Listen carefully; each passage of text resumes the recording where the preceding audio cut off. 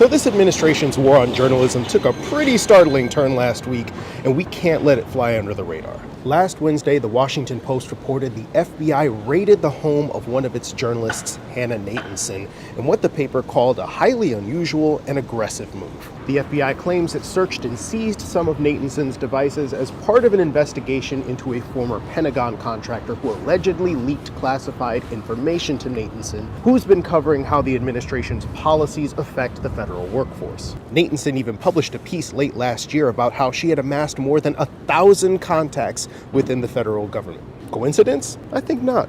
But this is just the latest stroke in this administration's onslaught on journalism. Remember, President Trump has been calling the press the enemy of the people since his first term, and now he's using Project 2025 as a playbook to punish the press. Project 2025 called for the defunding of PBS and NPR because they didn't cater enough to conservatives. Less than a year into this administration, the Center for Public Broadcasting, which fundraises for those organizations, has been shuttered. The administration pressured Disney to suspend Jimmy Kimmel from ABC for comments he made following the killing of Charlie Kirk, and almost torpedoed Paramount and Skydance's merger because it didn't like the way CBS handled its interview with Kamala Harris on 60 Minutes. Fast forward a few months, and Paramount Skydance owners David and Larry Ellison hired former blogger Barry Weiss to be editor-in-chief of CBS. And she has promptly killed several stories that would have been critical of the administration, including one that argued against ICE's defense for shooting and killing Renee Good. It's all part of the Project 2025 playbook.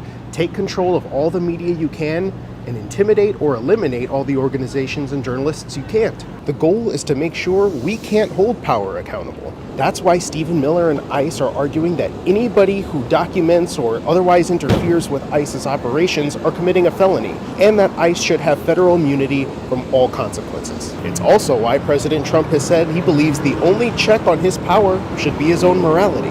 And that's why journalism and truth-telling are more important than ever. So support your local newspaper, public media, your favorite Substack writer, anybody out there who's holding power to account, because that's how we make sure the power stays with the people. I'm Kyrie Thompson with Embrace. Make sure you like, share, and subscribe for more.